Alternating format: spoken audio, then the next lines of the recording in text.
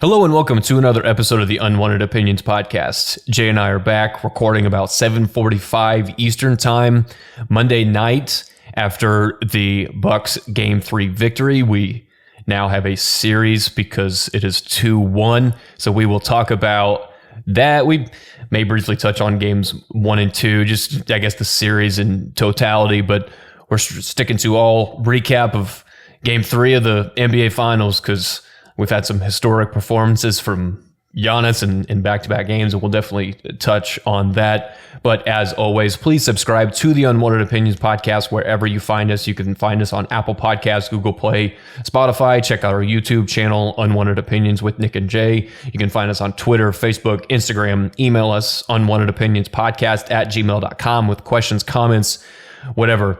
Get after Jay and I. But Jay, how was your Monday, man? A shit show. Per usual. Mondays usually suck.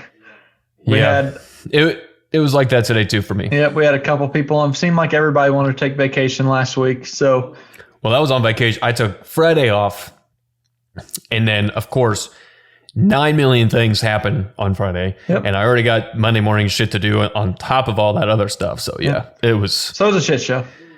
It was a lot today, but I set myself up pretty good for tomorrow, which is nice. There you go. But we're here to relieve all of those stresses and talk about some sports because that's what we love to do. It's the getaway. Yeah. The stress-free So where do you want to start with this Game 3 performance? Do you want to start with the historic Giannis game? Do you want to start? I know you have them all memorized. Go ahead and give them some of the historic performance numbers that Giannis has been putting up. Like the back-to-back 40s and the other greats that he's in company with. Basically everything I was sending you guys last night. Because he's one of 3 guys to have back-to-back 40 and 10 games in the finals, and the other 2 are 2 of the top 10 greatest players of all time, and LeBron and Shaq, and also just the numbers he was putting up through like 3 quarters. I think he's been like the only guy. It's like KD, LeBron, MJ with like 30, 10, and 5 through 3 quarters. Just the all time, just like stat. And like, I think other guys that have done back-to-back 40-point games in the finals are, I mentioned LeBron and Shaq.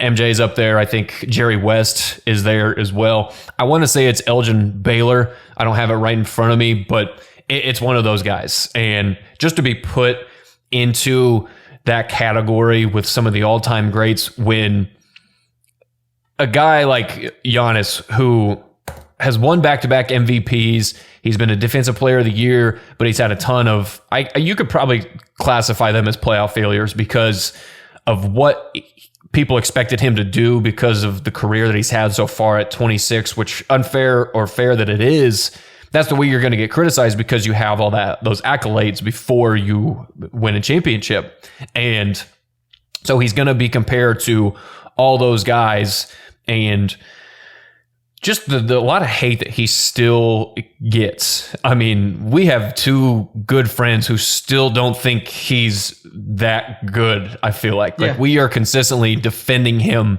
night in and night out. How are you not good and you put up back-to-back 40-point games in the NBA Finals? And I try and say he has no offensive game. And it's like, just because he's not Steph Curry from 3 doesn't mean he doesn't have an offensive game. He is dominant in the post. Absolutely. Whether he's driving. Go ahead. What he does, he's dominant in that. Exactly. That's why when they first said he had no offensive game, I was like, yeah, he can't shoot threes. But what he can do, he's the best at in the game right now. There's nobody that can drive to the rim and finish around the rim, above the rim, better than Giannis. Whether it's a putback or a lob or a grab a rebound and I'm slamming on you, or he's cutting to the basket and getting a pass, or he's driving and Euroing somebody.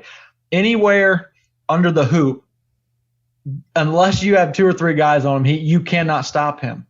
And I think they proved that last game in Game 3, a little bit of Game 2, where the layout to beat Giannis has kind of been written by the past couple playoff series, where the Toronto started it with Kawhi, where they built the wall, and then it happened a little bit last year. And Phoenix hasn't really done that yet. And I can guarantee you that in Game 4, they come out with a completely different game plan which will all circle around stopping Giannis in the paint. And that is how good he is. I think they tried it in Game 3. I just think the Bucks were so much better, and Ayton only played like 5 minutes the whole second half. But they were finally able to get him into foul trouble, yes, which they hadn't been able to do in Game 1 and 2. I mean, Giannis still went off for 43 and 15 in Game 2. It just the other guys around him were so bad in Game 2 that it didn't matter what Giannis did, but he actually got competent games out of Drew Holiday and Chris Middleton. And Lopez had some moments. Pat Connaughton had some moments. Bobby Portis, who you claim that I think is like the next making of Hakeem Olajuwon, even though I literally just said he was going to be a playable guy for the Bucks in this series. Which he is. Which he's been proven to at least be playable. I mean, he's not like an absolute disaster when he gets out on the court. Well, the crowd loves him, and so do his teammates. So. Yeah, and this is the perfect time for those type of players. You're down 0-2. It's Game 3 at home. The crowd is going to be so into the game, and you need that type of energy guy just to plug in and will automatically come give you a spark. I mean, every time he was in the game, they were chanting Bobby. He was just getting into people's face. I mean, he was just bringing the intensity, and you need that. You need those guys on your team. And I thought he was decent offensively, but still, I mean, he gives you what you think Bobby Portis is going to give you. And if he gives you 11 points, you're like, sweet, cool. That's good. A big plus. Giannis gives you 40.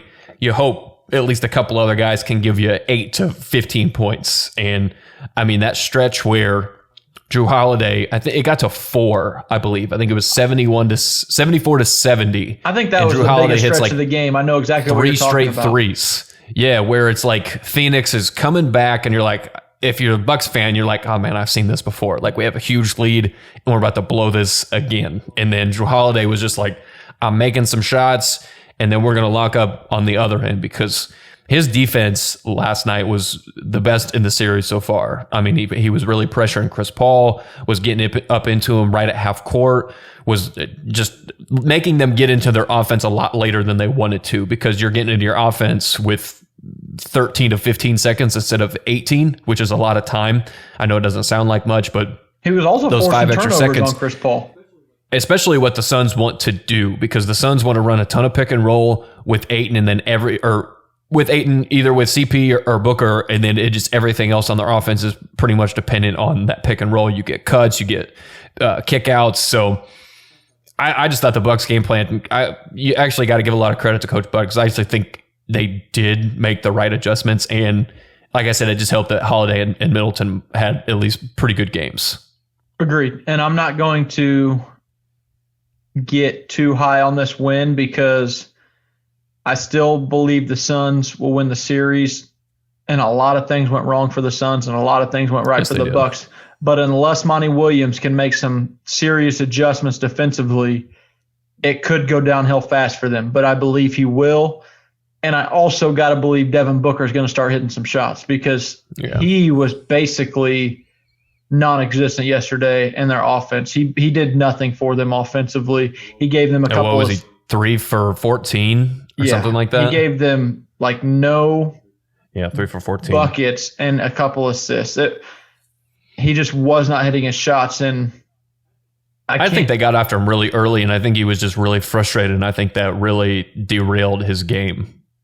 And without him hitting, I think another big part is Saric missing, because he's a big body down low. I mean, there was a point where the Suns had Cam Payne, Frank Kaminsky, and Torrey Craig on the court last night. And I was just about to mention him. And I'm like, that's part of your 5 in the finals. How do you expect those to 3 stop guys together? Giannis with Kaminsky being your best big on the court? Yeah. That's just a bucket after bucket after bucket situation. I mean, you can't expect Ayton to play all 48 minutes. I think he played close to 42, or he played 24, but he was in foul trouble. The game before, he had played 42. This game, he only played like 5 minutes in the second half. He was not out there like for anything. And what do you have, like their 18 of their first like 26 points? Yeah, he was on a roll offensively in the beginning of the game. I mean, he was dominant, and then he got in foul trouble, and then I don't know if this was a mistake on Monty Williams' part. Maybe it was too late. But when the Suns made their run after halftime where they got it back down to 4, Ayton wasn't a part of that. So I think maybe he thought going smaller helped them score the points, and we're going to try and keep that comeback going with that lineup, and it just got out of hand too fast. But, yeah, he didn't play much at all in the second half. And what do you think they're going to do defensively to slow Giannis down? Because you're not going to stop him. I guess just to kind of piggyback off what you said about when Ayton picked up that fourth foul, what were they down, like 16 possibly with like 10 minutes to go in the fourth quarter? I'm keeping him out there because, first of all, we're down 16. He's got 4 fouls. Obviously, you still got 2 left. And if you're only going to play him 5 total minutes in the second half anyway, you already had that game plan. Just let him foul out.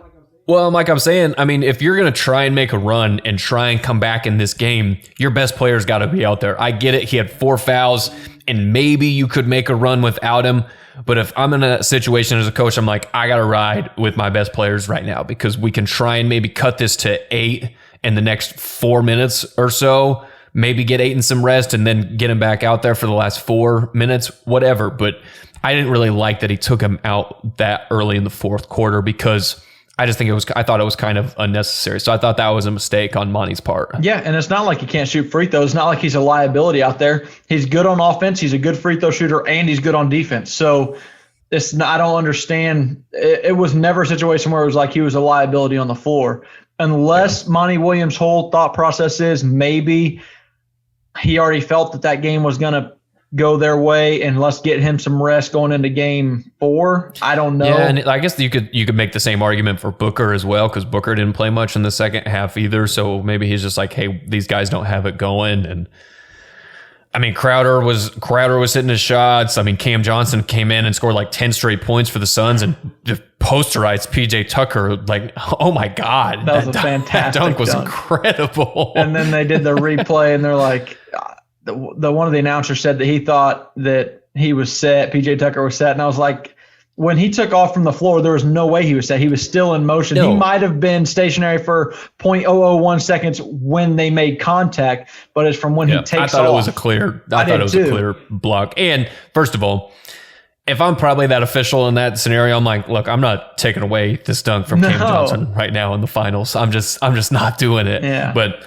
somebody made the point where it was like, oh, and then the NBA just did their classic block charge review, whatever. I think Bud challenged that actually smartly because I think he was like, I don't want to try and give Phoenix any sort of life. So he's like, let's let the refs review this for 10 minutes and kind of maybe get cool Phoenix back down because at that point, I mean, the Bucks were kind of erratic and turning the ball over, and Phoenix was jumping back into the game.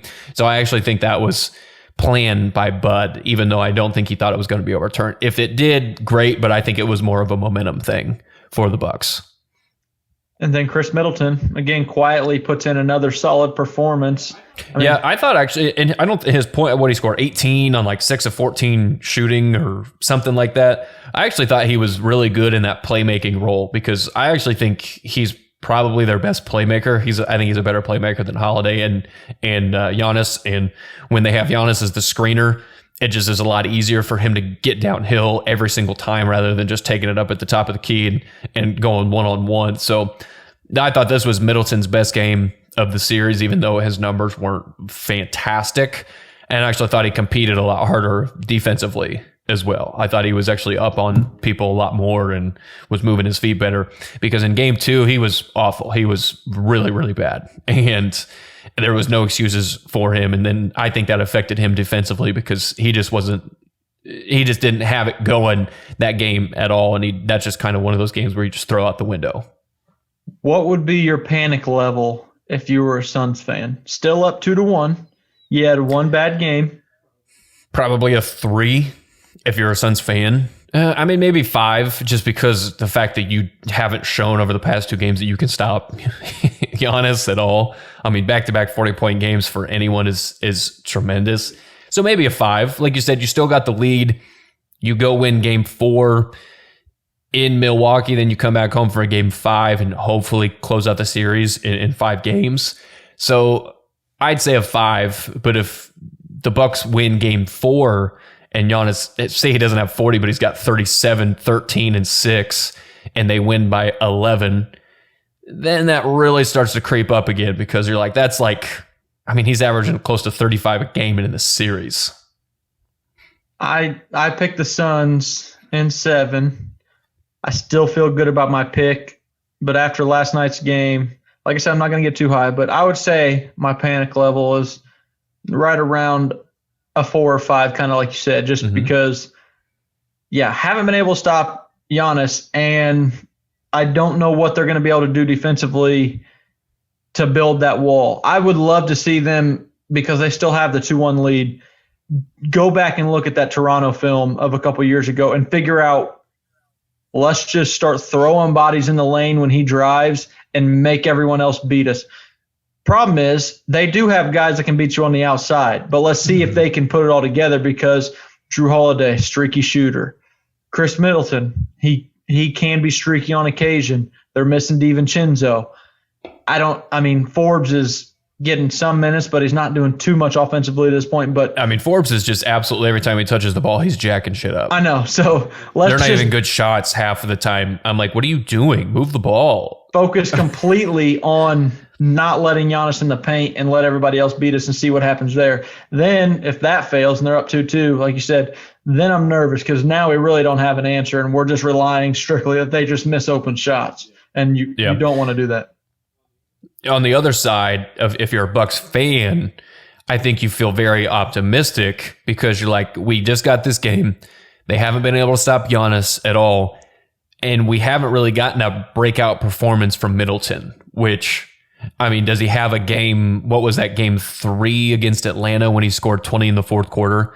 I mean, he's very capable of doing that in any quarter and any game, really, where he's capable of dropping 40. So that's another thing where if you're a Bucks fan, you're like, we got to at least get one of these games. Like, is it going to be game 4 where he's the one that kind of carries us offensively and Giannis still quietly puts in, like I said, 35, 13, and 7? That's a very good possibility for game 4. Because like you said, building the wall, it's obviously what you want to do against the Bucks. But like I said, I think when Middleton and Holiday are such good ball handlers, and they can get Giannis in a better position where they get him on the block, either the left or the right block, because, I mean, then he's just either overpowering guys or he's getting past them because he's quicker than them. I mean, he's shown that he's doing both of those things, because I think it was in the third quarter. When was he really getting pissed? Like, he was clapping for the ball. You could see him. He's like, get me the ball, because he could feel like the lead's starting to crumble a little bit. There was and one you where saw he that dunked. like fire in him. There was where one he's where like, he I'm dunked, not losing this game. and he got like a mean face on as he's walking up the court, and that's not usually what he does. And like, no, at that point, it was like, okay, he's locked he's in, feeling it. and he is feeling it, and he's going to get his, and he feels like nobody can stop him. And until you do, he's going to do whatever he wants to at will, and that's basically what happened. Yeah, because what was he? I mean, he was 13 of 17 at the line. That was the that's problem. Pretty good. I mentioned that the Suns Booker wasn't hitting shots like he should, and they got blown out. He missed a couple free throws that he doesn't miss. Chris Paul missed a free throw or two that he doesn't usually miss. They got destroyed on the rebounds, and Giannis was lights out from the free throw line, which is not normal. So there was a lot of things that were out of the norm for this game. And they shot terribly from 3 overall as a team. They were horrible. That's why I think the Suns come back and win game 4. Are you? And it's a good possibility. I'm still sticking with the. I said Bucks in 7. The only thing I guess I'll go back on is now if they win the series, Giannis is winning Finals MVP and not Chris Middleton. Like I said, instead of Middleton. I mean, the way but Booker I still like played, the Bucks, and I mean it. I think you can kind of see it on both teams who's going to win the award if either team wins. I think if the Suns win, it's CP3. If the Bucks win, it's Giannis. I think that's pretty clear, unless we just have a total swing of players on each team. But through 3 games, whoever would win this series, I think you would agree that those are the 2 guys that are going to win the award. But no, I just think that the Bucks they've closed every series out on the road in the playoffs this year, in Miami, in Brooklyn, and in Atlanta. So I know that they lost games 1 and 2 in Phoenix, but they've also shown that they can win on the road in tight situations, and they've done it all year in the playoffs. So that doesn't concern me with them going back to the road in Phoenix now that I think they'll be used to the crowd that's there. I know it's just an awesome environment in Phoenix. I think it was game 1. I just texted you guys and said just how cool it was to have fans back in the finals, because last year, obviously there was no fans. It was the Zoom fans in the finals. So, and it's just different from like the second round or the third round or something in the playoffs to the finals. So it's just crazy, and it's fun to watch. So I'm so confident in the Bucks because I just like the resiliency that they've shown this year. Do you think Booker just had an off night, or do you think this is going to continue throughout the rest of the series? I think it could be a little bit of both, because I think I've seen a lot of people say today he's just wearing down because he's never played this long into a season before, which I think is a little true. But like I said, I just think the Bucks were so up in him and really just I don't know if they just fucked with him mentally, because I mean they were just hounding him, and you could see him he kept complaining to the officials how he wasn't getting any calls, and then I just think he stopped doing what he did up to this point. Like I haven't seen him attack. I didn't see him attack the rim like at all in game 3. I mean, other than that one time and Holiday beat his shit right at the rim, but I just really haven't seen him attack the basket as much as I think we have in the previous couple series. I might be going out on a limb here. Obviously, I've never played an 82-game season and been deep in the finals, but I feel like that's overplayed on how tired these guys are. Like, I feel like you're in the finals, you're a peak conditioned athlete where you know you have cardio, you train for it. And I think he's 24. You're 24 years old. You have the adrenaline of a finals game with all these people watching.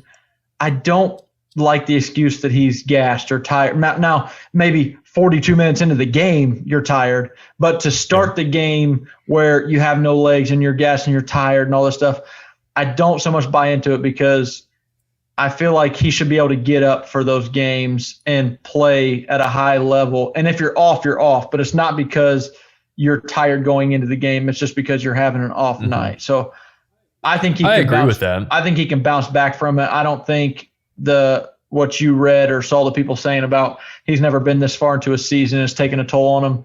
I don't think that's true, because he's not really injured. He hadn't really been injured all year other than the nose, and the mask threw him off for a little while. But which, I mean, maybe the nose still does have a little bit of an effect on him, where he doesn't want to go in, just drive in and create as much contact because it's still hurt. Well, he got hit. Was it game 1 or game 2 where he got swiped? I think it was game 1 where it was Holiday that hit him near half court and he fell. And I believe it was game 1. It may have been game 2, but I know the exact play you're talking about where he still grimaced a lot, which I'm sure it is still sore and hurts. Yeah. I doubt it's fully healed yet. I mean, what was that, just 2 weeks ago or so? Not that long ago. But I also think that the fact that they have 2 days off again before game 4, I think it benefits the Bucks more because of Giannis's knee. I think you could make the argument for the Suns as well, because they have less guys, but they don't have less guys than the Bucks do, I guess, but they have less guys than they did even last round. And Torrey Craig's kind of banged up on a knee, and obviously no Saric, but I just think it helps Giannis more because they're playing such heavy minutes, the Bucks are, and just to get 2 days off on that knee is. See, I think it's the opposite. I think really beneficial. I think it benefits the Suns. I can see where you make that argument, because the Bucks just showed a dominant performance, so they're probably not going to switch much up going into game 4 because they found something that works. Now the Suns have an extra day or two to figure out how we're going to stop that and implement a new game plan.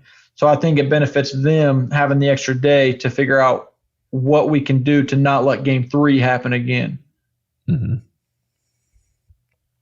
Yeah.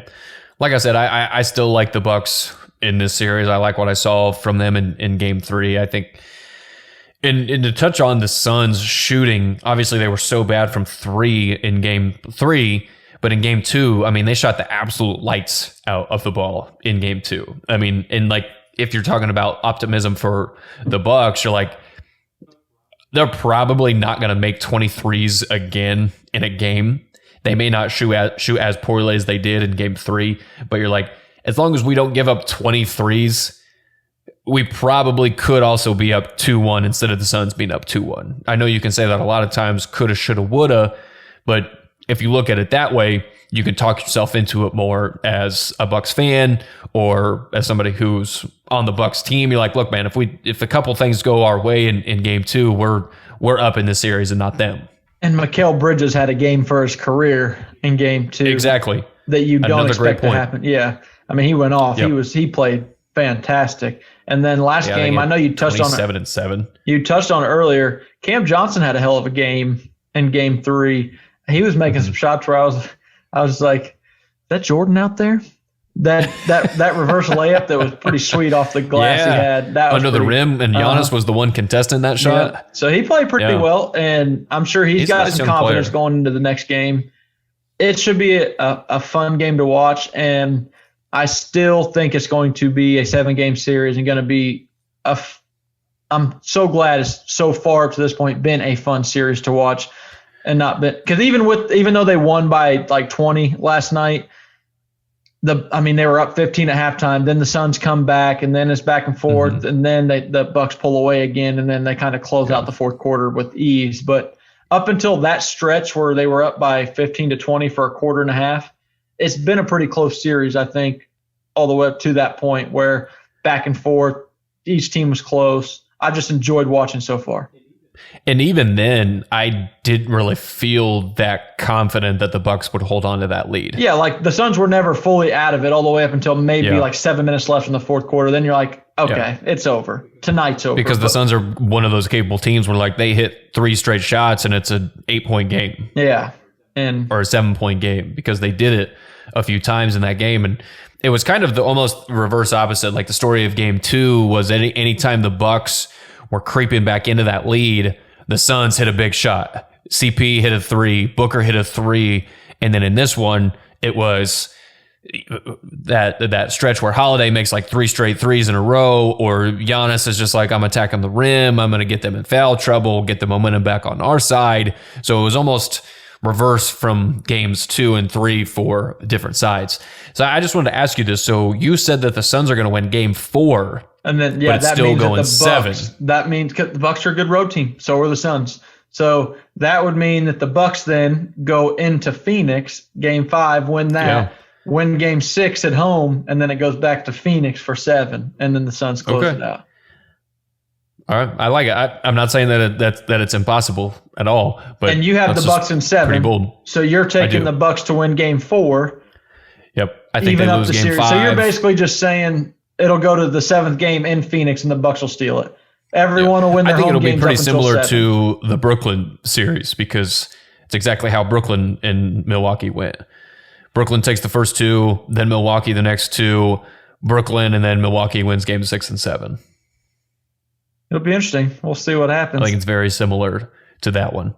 I do. Obviously, I still feel good about my Suns pick because they're up 2-1. Like I said earlier, if they go down or if they even it up 2-2, then my nerves start going up a little bit. Like start to feel a little. This could easily swing into Giannis's favor and the Bucks' favor, and then Chris Paul being like, "Not again." This is about to happen again. So I don't know. We'll see. I want to readdress it after the next game or 2 and see where we're at. Yeah, absolutely. Yeah, I mean, because I think we don't even get game 4 until Wednesday. Yeah, and then I think they play again Saturday. Is it Saturday? I think I believe it's Wednesday, and then they get 2 other days off. So I think it's Saturday, and then game. Let me check the schedule actually real quick because I think it's actually pretty. So it's Wednesday, Saturday, and then Tuesday would be game 7. Okay. Or no, Sunday's game 5, Tuesday is game 7, and then game 6. Then Thursday is game 7. Sorry, I'm confusing myself. Probably confused everybody that just listened. Hell yeah, you got me confused. Yeah, I know. So they get 2 days off before game 4, and then 2 more days off before game 6, and then only a day off before game 7. Okay. So there you go. That'll work. Yes. Yeah. What else you got on this series? You know, I want to ask a ton of questions, but I think they should be saved for after the series because they're more along the lines of questions of I don't want to really get ahead of myself, like legacy questions legacy championships, what they mean for them and everything. I think those will be better saved for after the series because I think everybody does that entirely too much. Where you're already projecting throughout the entire rest of the series. So we'll just let it play out and we'll touch on it when we get there. I'm good with that. Yeah. So nothing else on the series? You good? No, I'm good. We'll wait until game 4, game 5, or game 6, however long the series lasts. I hope it's a long one. So I hope that it goes to a game 7 so that way we can watch game 4 and game 5 over this week. And then come on Monday, talk about the last 2 games, and then preview Game 7 going in. Who's going to win that? That would game. be ideal. Yeah, that would be clutch. I would like that. Or we could come on Monday and talk about one of them, Suns being the champion. We could. We could talk about that. Hell, shit. Well, I guess Game 6 would be Tuesday, so yeah, we may even have to wait for that. That's true too. All right. Yeah. So, you got anything else? Nope. Let's get out of here on that one. All right. Until next time. Until next time.